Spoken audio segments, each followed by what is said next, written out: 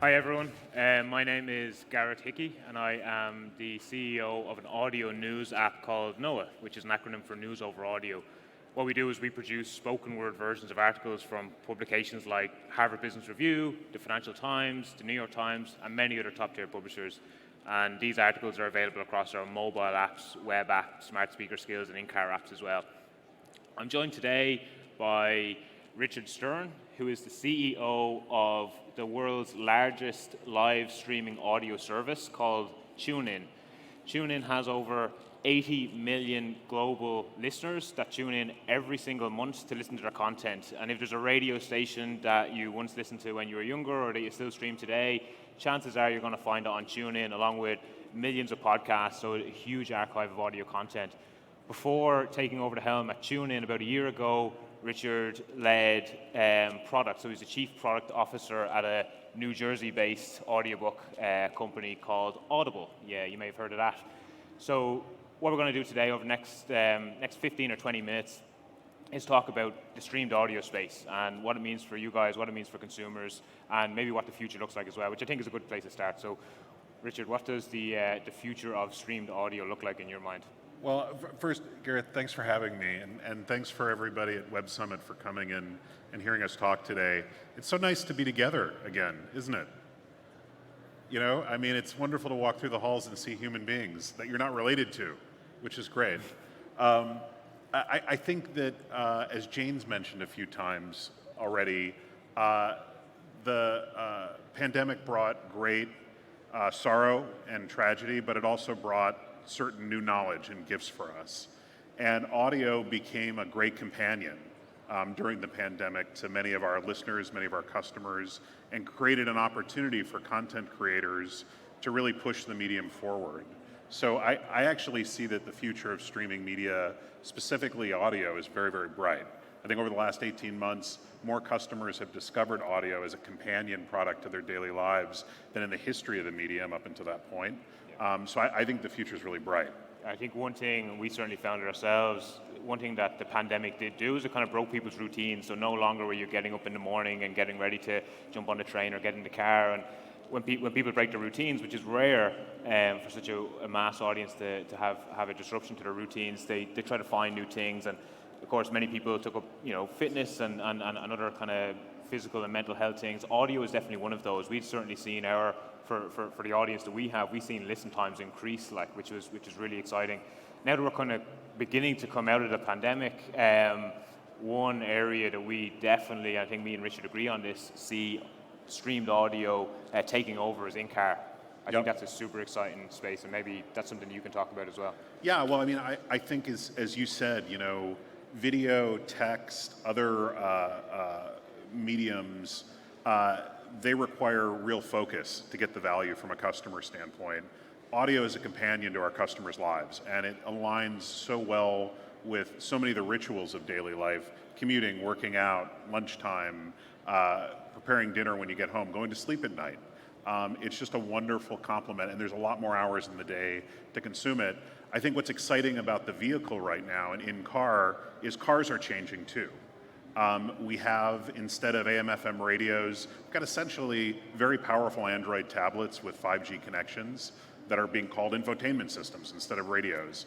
And we have all these new moments, especially in electric vehicles, where a customer is charging, a customer is waiting for their vehicle to be ready, where we can provide them content options that really weren't practical before.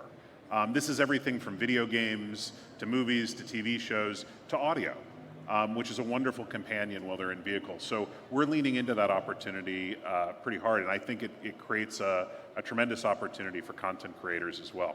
Yeah, no, absolutely. And the great thing about audio today versus in the years of kind of terrestrial radio or downloaded content or even satellite is that it can be much more personalized because the data that's available in terms of when people press play, what content to listen to during that window of engagement, and then how long they stick around for. It's just, we've never had that data before, and I think that opens up a huge range of opportunities when it comes to personalization. Yeah. Well, I think if you reflect on the audio space as a medium, for decades it was defined as radio, which is a one-to-many medium. and where the people that were making content, radio broadcasters, didn't know a whole lot about their audience. They relied on sort of third-party metrics and data to understand who their audience was. Now with digital, we have the ability to have one-to-one relationships with these listeners. It lets us connect them with content that's more meaningful to them, but it also, as content creators, helps us understand how to serve that audience better. We don't have to work towards the least common denominator anymore. We can work deeply into the long tail, and I think that creates more opportunity for everyone. Yeah, absolutely. And one thing that I find super impressive is just the volume of content that's consumed on a service like TuneIn. Like, I mean, on an annual basis, like how many hours streamed are we talking? It's multiple billions of hours. Billions of hours. And it's growing. You know, it's growing by double digits, largely through the pandemic on connected devices. You know, places where a radio might have been in your home, you now have a connected device, and the number of devices that can stream audio is proliferating very, very rapidly. So, you know, it used to be a smart speaker, now it's a smart speaker, it's a television, it's an exercise bike. We are connected as a platform to over 200 consumer devices that are able to stream TuneIn content, and that number is growing every day. So, you know, if ubiquity is sort of the endpoint that we're trying to get to for audio, to your point before, data is going to be the map for how we understand this device ecosystem, the customers that are listening, and the context for how to serve them appropriately, especially on devices that don't have screens. Yeah, absolutely. And I guess from the perspective of the customer, like what kind of age cohorts are you kind of talking about? I certainly know for Noa, our audience tends to skew a bit younger. It's kind of millennial, it's 45 and younger, average age is 28. And I think that's a really powerful thing about audio, especially in the journalism space, is it's engaging with audiences that otherwise just don't have strong relationships with premium journalism. But what do you guys see both in terms of demographics and also geographic? Well, so, you know, we operate our business around the world, and I think different kinds of content draw a different cohort to the platform. So for instance, music and sports content on our platform definitely skews younger. Spoken word, news, politics, financial, that skews a little bit older. It's logical that those things happen, but you know, I think we're creating together, us, our platform, all the content creators in this room, a generation of listeners, which is a really powerful thing. Like beyond the business that we're trying to create, a world of people who are trained to listen, like who can understand different viewpoints, who can explore the audio landscape, celebrate the human voice in that way. I think that's a really powerful mission. That's part of our mission at TuneIn, but I think it creates tremendous opportunity, not just this year, but over the next decade, for audio to become a very diverse and hopefully impactful medium. Yeah, I remember just kind of speaking on the content side of things. I remember seeing a quote from Don Katz, who Richard worked alongside at Audible, and he said, "Profound storytelling addicts." And I guess for the content creators in the audience here, like, I mean, what would be your recommendation when it comes to creating content for audio? What does it need to do? Well, first off, Don's the master, and I think he tapped into something pretty profound when he started Audible. As human beings, our default mechanism for taking in information is audio. The written word is technology.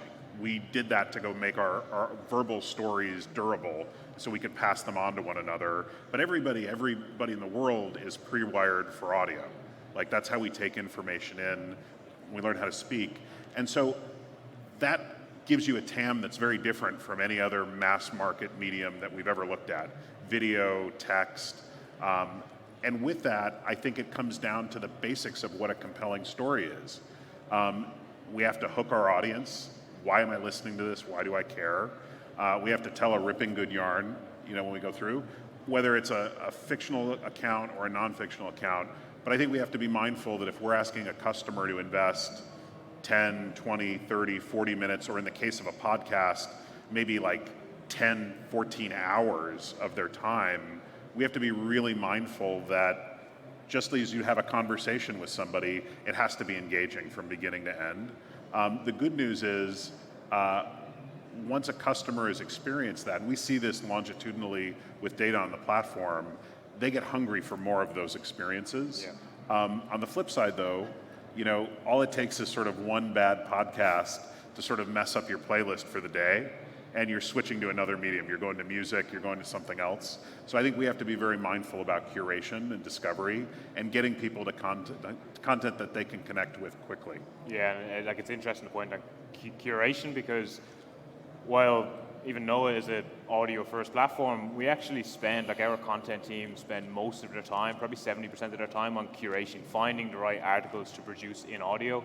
That's super important. But the key thing is that when you get this right, the progress or the time that people spend with the content is magnificent. It's, for us, 78% is the average article progress, which for a 10-minute article is, it's 7-8 minutes. It's huge, and I think for you guys, you're talking over 2 hours, 2.5 hours in terms of session times per day, which, that's a super engaged audience. And if you want to really meet people with high quality information in a way that they're fully actively engaged in listening, audio is a fantastic medium to do that. Once you get the narrative right, once you get the storytelling side of things right.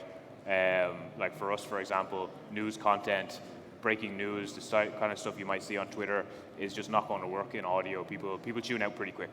Yeah, no, I think that's right, and I think if ultimately we want to make this medium ubiquitous, we want it to be everywhere our customers might want to listen. That creates a really significant discovery problem, and we can't expect that a large audience of our consumers will want to curate every minute of every hour that they listen on any given platform. They just want to get to the good stuff. And some of that can be driven by algorithms, although I'll say a lot of the discovery mechanisms that exist today in podcast, for instance, they disproportionately favor popular podcasts and create a bit of an echo chamber. So the top 5% of popular podcasts, they get more and more listening, they get more and more audience, but the long tail fails to get discovered. Same is true with the monetization arcs for popular podcasts. And I think human curation is one step to take people deeper into the long tail, to discover this wonderful spectrum of content that's being created across the world, but also the technology has to catch up. And I think we have to sort of acknowledge as an industry, the creator movement has moved much, much faster than the customer experience movement around this content. And we've got a lot of catching up to do. But the good news is, I think that there are more customers than ever that will say, I want to listen to something great. I might not know what that is, and I will favor whatever platform or whatever technology that can take me from wanting to listen to something great to listening to something great as quickly as possible. That was the Netflix model in video. A lot of people not knowing what they wanted to watch, but finding something great nonetheless. I think we have similar opportunities in audio, and I think it's going to benefit the long tail of creators in sort of what we'll call audio 2.0 over the next couple of years. I think another great thing as well for the partners that we work with publishers, you guys work with radio stations, well, really any producers of audio is who you work with. The data that we are able to collect and then feed back to our partners, I think is super valuable, and it's not something that could have been done before with terrestrial radio, which was mostly survey kind of data, downloaded content. Again, it's really hard to get a clean slate of data and kind of be able to utilize that in algorithms. But for us today, streamed audio gives you that ability to get data from multiple different sources, multiple different data points. I think that's going to improve the content discovery over the next 2, 3, 4, 5 years. And that's anybody that's kind of in the audio space today, that's one of the key areas that you need to be investing in. And anybody that wants to get into the audio space, it's super important that the platforms or the producers that you're partnering with are data led, because data is really gold in the audio space today. Yeah. On the topic of monetization over the next kind of 2 or 3 minutes before we wrap up, what do you kind of see? Obviously, kind of TuneIn is mostly ad supported. You have other audio platforms that are more kind of walled garden, more paywall focused. We're a bit of both at Noa. What do you kind of see as being the ideal mix? Well, so TuneIn as a platform is about 50-50 between freemium ad subsidized and then premium subscription today. And we think that's a great benefit to our content creators, because we give them opportunities to connect with audience in front of the paywall and eventually bring that audience behind the paywall as well and monetize based on whatever the customer wants, which we start with the customer and work backwards, just about everything we do. But what I would say is, from a monetization standpoint, it's really critical that if we want to build the largest audience possible, if we want to get people into this medium, we avoid walled gardens. We need to be able to put content everywhere a customer might want to listen, not take a sort of, if you build it, they will come attitude. And so I think if I were a content creator today, and TuneIn helps distribute and monetize, but we don't create content, I would say put your content everywhere. Don't get locked into one platform, don't get locked into one distribution or one monetization deal. Be everywhere you could potentially find audience, and I think you'll succeed far greater than limiting the scope to a single platform or a single membership or a single subscription. And I think that's one of the things that Noa does excellently. Rather than picking one publication and one audio product that they choose to create, you guys open up the world of print audio, which I think is fantastic for a customer and probably for publishers too. Yeah, no, it absolutely is, and especially because our audience skews a bit younger. There's not huge overlap between our audience and that of a traditional publisher. But yeah, it's also super important. Like, we definitely took a leaf from, or a page from Spotify's book in terms of how they approach their kind of ad-supported / premium tiers.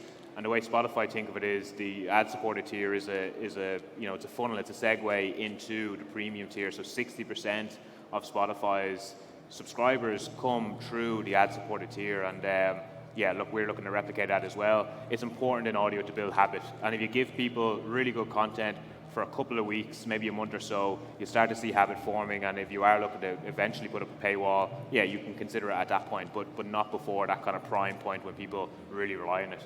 And I guess just, as we come towards the end here, Rich, one other reason that you're in Europe, over from New Jersey, is a content acquisition deal that's pretty exciting for TuneIn. So maybe you can tell us about that. Yeah, no, I'm super happy to be here and announce that TalkSport and News UK is going to be on the TuneIn platform starting today.